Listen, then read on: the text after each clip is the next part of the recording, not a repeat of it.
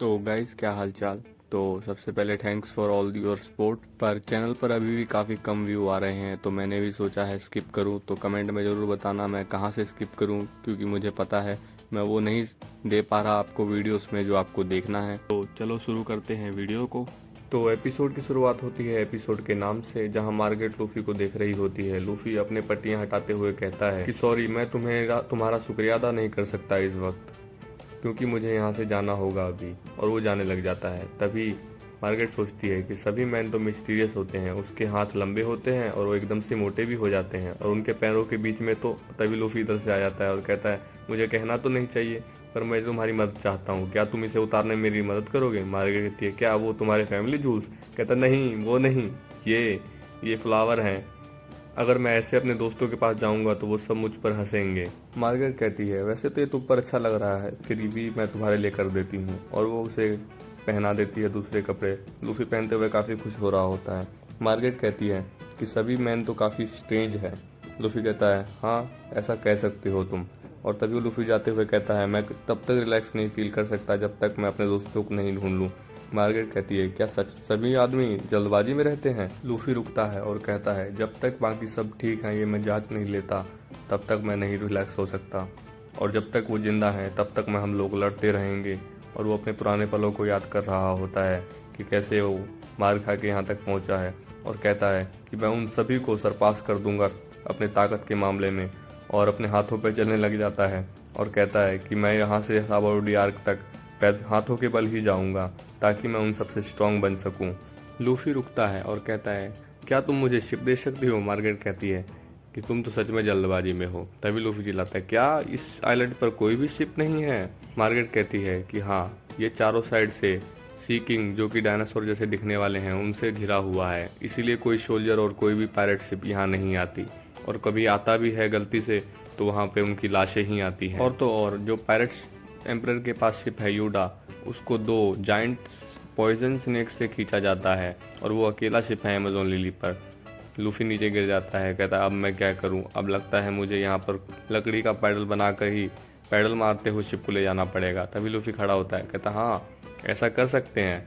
Margaret कहती है, क्या तुम सच में एक मजाक तो नहीं कर रहे? और हम देखते हैं कि लूफी ने अपना खतरनाक शिप तैयार कर लिया है। खतरनाक से मतलब ये है कि वो तभी टूटकर नीचे गिर जाता है और लूफी डूबने लग जाता है। मार्गरेट कहती है, अरे वो तो एक पायरेट है, तो क्या वो स्विम नहीं कर सकता? और इधर लूफी डूब रहा होता है। वो देख के मार्गरेट भी पानी में कूद जाती है। और हम देखते हैं बाद का सीन, जहाँ मार्गरेट अपने कपड़े निचोड़ते हुए कहती है कि मुझे तुम्हारे को बचाने का कोई इरादा नहीं था। क्या सभी आदमी तैर नहीं सकते, भले वो पायरेट क्यों ना हो? लूफी कहता है कि फ्रैंकी होता तो अच्छा होता, मुझे नहीं पता अब मैं क्या करूं। तभी मार्गरेट उसे देखती है और तेज हवाएं चलने लग जाती है, और तभी वो अपना तीर निकाल देती है आगे। लूफी कहता है, अरे रुको रुको। मार्गरेट बोलती है कि अगर ऐसा ही चलता रहा तो मैं तुमसे अटैच हो जाऊंगी। लूफी कहता है, रुक जाओ प्लीज़। तभी वो अटैक कर देती है। तभी मार्गरेट और तीरों से उस पर अटैक कर देती है। लूफी एक तीर से बचते हुए एक तीर उठाता है और कहता है, ये एरो तो काफ़ी अजीब है। ये भले एक एरो है पर ये तो पत्थर की दीवार को भी तोड़ सकता है। मार्गरेट कहती है, क्या तुम बातें कर रहे हो? तुम्हें क्या पता नहीं, ये हाकी से प्रोसेस्ड की हुई एरोज हैं। लूफी कहता है, हाकी? वो क्या होता है? तभी हम पीछे देखते हैं कि वो लोग कुजा वॉरियर आ गए होते हैं और कहते हैं, मार्गरेट क्या तुम ठीक हो? और वो कहते हैं कि मार दो इस आदमी को, और वो अटैक करने लग जाते हैं। लूफी भाग रहे होते हैं।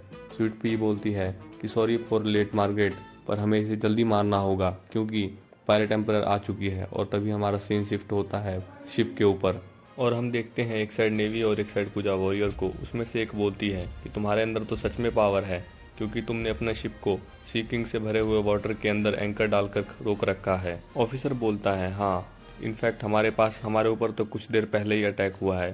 सी प्रिज्म स्टोर जो शिप पर लगा हुआ है वो हमारे होने को कम तो कर देता है, पर काफ़ी देर तक रहने के बाद हमारे ऊपर भी खतरा होने का चांस बढ़ जाता है। ये आसान नहीं था, पर जो एग्रीमेंट हुआ है कुजा और गवर्नमेंट के बीच में, इसलिए हम काफ़ी नज़दीक तक नहीं जा सकते, इसीलिए हमें यहाँ पे ही रुकना पड़ा तुम्हारे उस एग्रीमेंट की वजह से। इधर 2 ऑफिसर बात कर रहे होते हैं कि कुजा वॉरियर तो लोगों को स्टोन में बदल देते हैं। वॉरियर पूछती है, तो क्या इस सी किंग को तुमने मारा?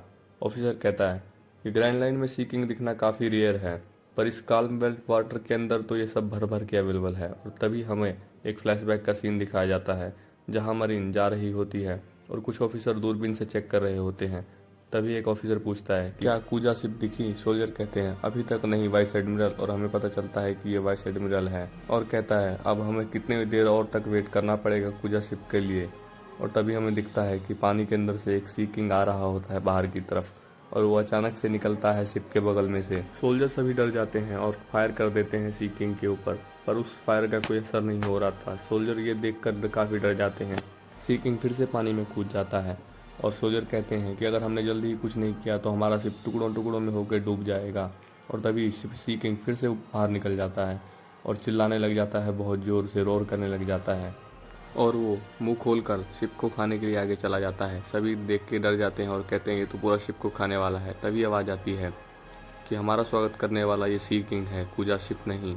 और तभी वो उसके अंदर कूद जाता है, वो वाइस एडमिरल, और तभी उसके अंदर से दो तलवार चलने की आवाज़ आती है और वाइस एडमिरल उसके पेट को चीरते हुए बाहर आ जाता है और अपने डेक पर आके कूद जाता है। सी किंग नीचे गिर जाता है और बोलता है, मेरे रहते हुए अगर एक सी किंग मेरे शिप को खा जाए तो क्या फ़ायदा इंसाफ के लिए लड़ने का।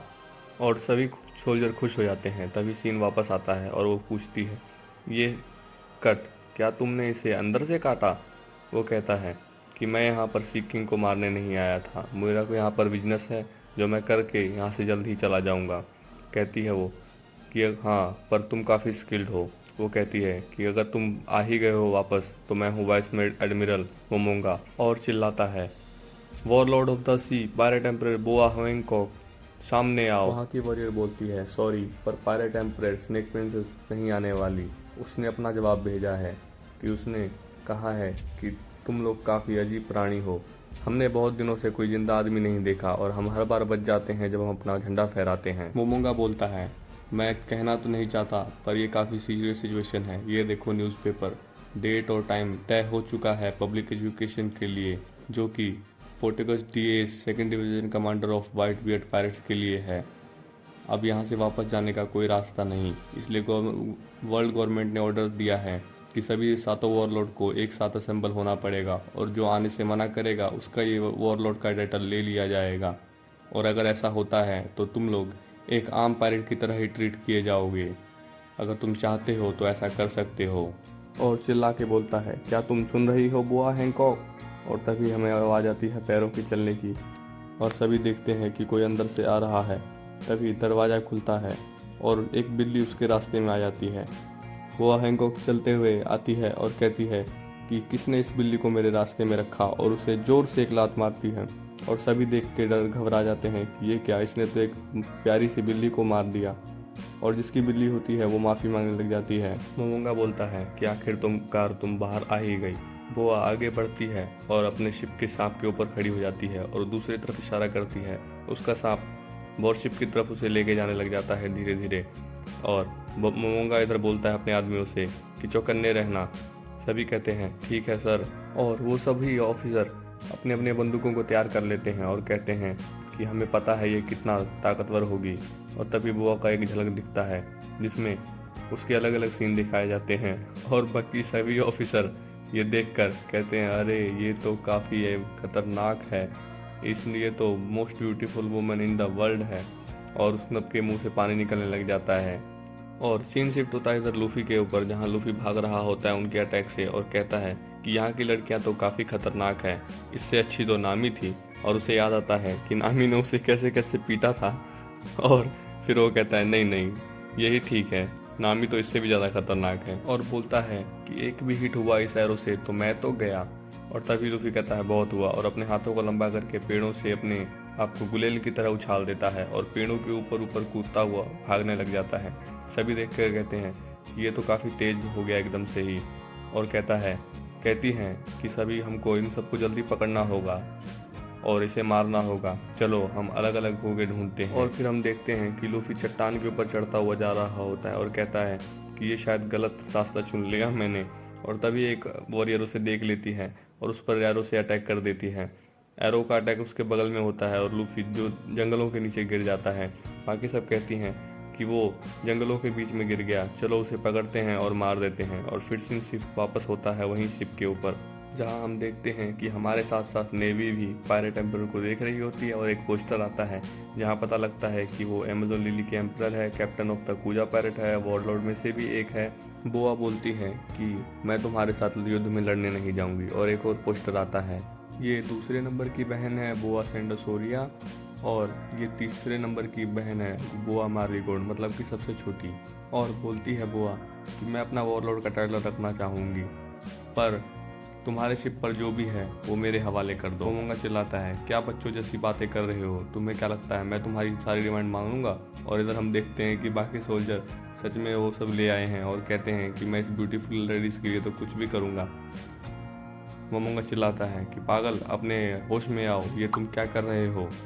मोमोंगा बोलता है कि पोर्टुगीज डीएस का पब्लिक एजुकेशन आज से 1 हफ्ते बाद है। इसका मतलब वो मरने वाला है मरीन फोर्ट के टाइम्स स्क्वायर में, जो कि नेवी हेडक्वार्टर का ऑफिस है। और वाइट बियर्ड जरूर कुछ न कुछ करेगा इन हफ्तों में रेस्क्यू करने के लिए इसको। तो इसलिए नेवी हेडक्वार्टर ने सभी एडमिरल के बीच वाइट बियर्ड को रोकने के लिए तैयारी चल रही है। तो बताओ, अपना टाइटल खोना चाहोगी या हमारे साथ ज्वाइन होना चाहोगी? बोआ बोलती है कि मुझे अपना टाइटल पसंद है, पर मुझे वर्ल्ड गवर्नमेंट से नफरत है। और वो नीचे कूद जाती है शिप के ऊपर और कहती है, ये सुनने में कैसा लगेगा कि जो शिप मुझे लेने आई थी वो मिस्टीरियसली अटैक हुआ सी के अंदर और सभी पत्थर के बन गए।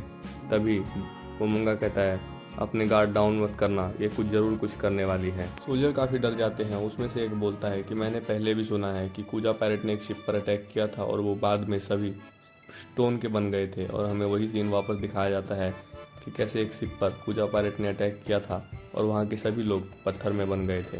मोमोंगा, मैंने तुम्हें पहले ही कहा तुम्हारी मनमानी नहीं चलेगी। उसकी बहन बोलती है कि हमारी बड़ी बहन एक बहुत खतरनाक पर्सनैलिटी से है, भले वो जो चाहे उसे मिल जाता है। और उसकी दूसरी बहन कहती हाँ, पर इसके लिए भी एक रीज़न है। और पायरेट एम्पर खड़ी होती है और कहती है कि तुम्हें पता है ऐसा क्यों? भले ही मैं किसी बिल्ली को लात मारूं, चाहे किसी का मर्डर करूं या फिर कोई भी ऐसा क्राइम, पूरी दुनिया मुझे माफ़ कर देगी क्योंकि मैं बहुत ब्यूटीफुल हूं। और ये बोलते ही सभी लोग उसके प्यार में पागल हो जाते हैं, वहाँ की वॉरियर्स भी और सोल्जर्स भी। और मोमोंगा बोलता है, अपने होश में आओ। और वो अटैक करने के लिए रेडी होती है और कहती है कि मेरे बारे में जो भी सोचते हो, तुम्हारी गंदी आत्मा तुम्हारे शरीर को सॉलिड कर दे। लव लव बीम, और अटैक कर देती है। और हम देखते हैं कि सभी हंसते हंसते ही पत्थर का बन जा चुके होते हैं, पर मोमोंगा नहीं बन रहा होता। बोआ उसके पास आती है और कहती है कि मैंने इससे कम भी एक्सेप्ट नहीं किया था वाइस एडमिरल। ओ आई सी, तुमने अपने दर्द को अपने गंदी सोच पर हावी कर दिया है। लगता है तुम्हें काफ़ी एक्सपीरियंस है इन बातों का, पर तुम्हारे लोग ये नहीं कर पाए। मोमोंगा, वो फूल्स थे। बोआ, पर लगता है कि अब तुम अकेले बचे हो। मोमोंगा, पर 1 0 नहीं होता। और गुस्से में उसे देख रहा होता सभी वॉरियर देख रहे होते हैं सभी सीन को। तभी बोआ कहती, वॉरियर्स चलो अपने अमेज़न लिली आइलैंड। तभी वॉरियर कहती है, यस सर।